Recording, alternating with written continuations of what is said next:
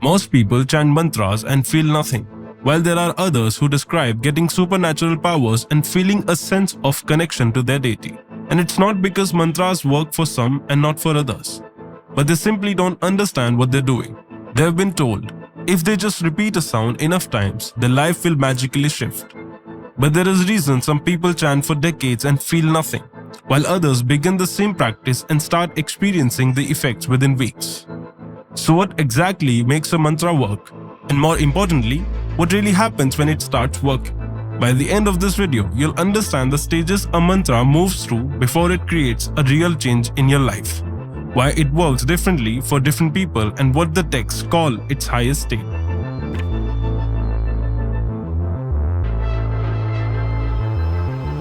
Most people start mantra practice with a goal: health, peace, protection, or success.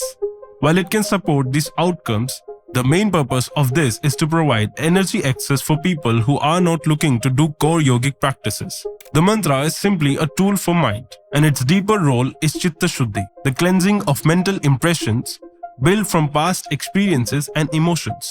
And ultimately, the main goal of mantra yoga is to get liberation. Now, do you really need to chant mantras to be liberated? Not really, but this is one of the methods that is used to learn to silence the mind and along with it, uplift your energy, so when the time comes, you have all the ingredients needed to go beyond. So what does it actually look like when a mantra starts working? Well, it doesn't happen all at once. Mantra practice moves through stages to show results. In the beginning, the mantra is spoken out loud. This is known as Vācika Japā. You can hear your own voice. The sound moves outward and returns through your ears. At this stage, it often feels mechanical. The mind keeps wandering, the body gets restless, and repetition starts to feel boring. Most people assume nothing is happening here, but something very basic and very important is happening. It is training your attention. The ancient text says, the early phase is where distractions, resistance, and instability becomes visible. So the boredom is not the mantra failing. It is the mind revealing its actual condition. And this is exactly where most people quit. But as the practice deepens, the mantra naturally becomes quieter. The stage is called Upāṃśu Japā, where the sound drops to a whisper, almost internal.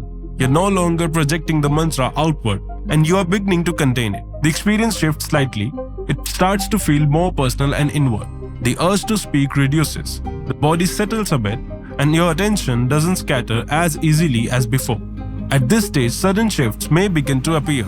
Like clarity sharpens, intuition becomes more precise, and mantra begin to feel less like something you're doing. Traditional texts call this stage as more effective than loud repetition. Then comes Mānāsika Japā, the mental repetition of the mantra without any sound at all. Now there is no external support of voice or any vibration, nothing to hold on to except attention itself. You may start noticing patterns and connection you previously missed. It can feel like things are aligning now and feeling a connection with your deity.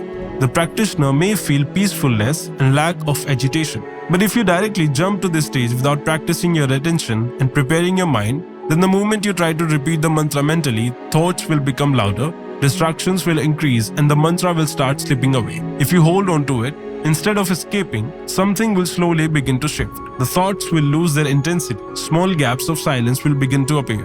The mantra will no longer be just repetition. It starts to change how your own mind behaves.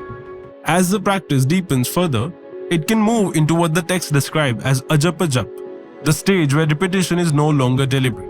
It is often linked with natural rhythm of breath. At this point, the experience becomes subtle but unmistakable. The mantra no longer needs to be consciously repeated. It begins to continue on its own, like a background current. You may notice it between sleep and waking, in the middle of a conversation, or even while doing routine activities like driving. The repetition is already happening, you're no longer the one doing it. The shift marks an important transition. It has moved from something you do to something that is running within you. Along with this, certain signs may begin to appear. Traditional texts and some practitioners describe subtle changes such as natural sense of lightness, a steady presence, and what is called tejas, a quiet brightness or composed clarity reflected in the face and eyes. Some traditions also mention a faint, pleasant natural fragrance arising from the body.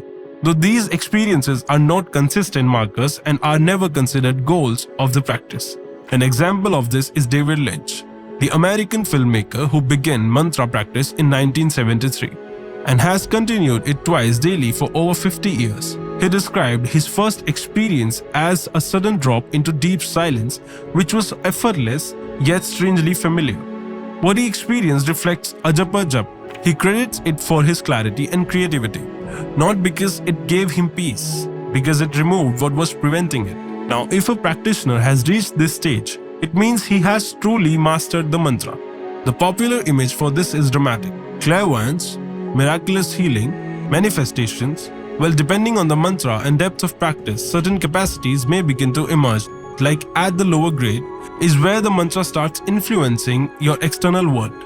You may notice unexpected success, improved health, and a strange sense of luck or influence over your circumstances. For most, this is enough. But if you keep going, you reach the middle grade. Here, the effects move from the world into your very biology. The texts speak of mastery over the 5 elements, extreme longevity, and an intuition so sharp it feels like seeing through walls. Then there is a superior state. At this level, the mantra of the deity you are chanting is no longer experienced as separate from you. You begin to feel a sense of oneness with your deity. But it's important to note that the very thing that looks like achievement can also become an obstacle in getting liberation. As mentioned in Yoga Sutra, these siddhis are not the goal.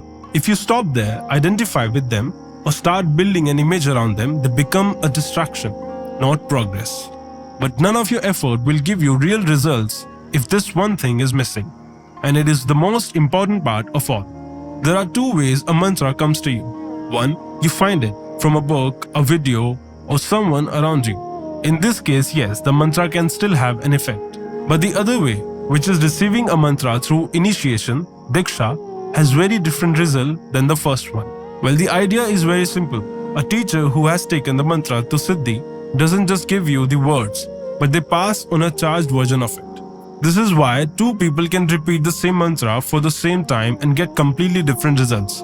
The difference is not just the mantra, it is how it was received. This doesn't mean practice without a guru is useless. But a mantra received through proper initiation carries a force that self-started practice builds much more slowly. And neuroscience also confirms that mantra practice has a real effect on the brain. Studies using MRI have found that repeating a mantra, even silently, reduces activity in the default mode network, which is responsible for constant thinking, replaying the past, worrying about the future, and non-stop inner voice. In simple terms, the mental noise starts to quiet down. Over time, this practice doesn't just calm you in the moment, it starts changing how your brain responds.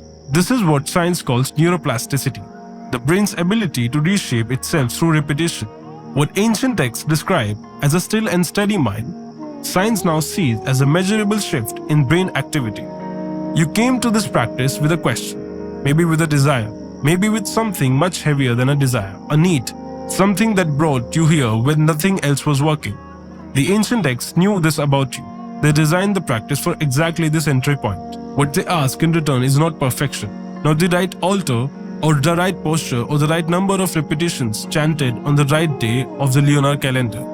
What they ask is consistency in the direction of depth, that you do not stay at the surface when practice is showing you there is more, that you do not stop when the signs appear and mistake the signs for the destination.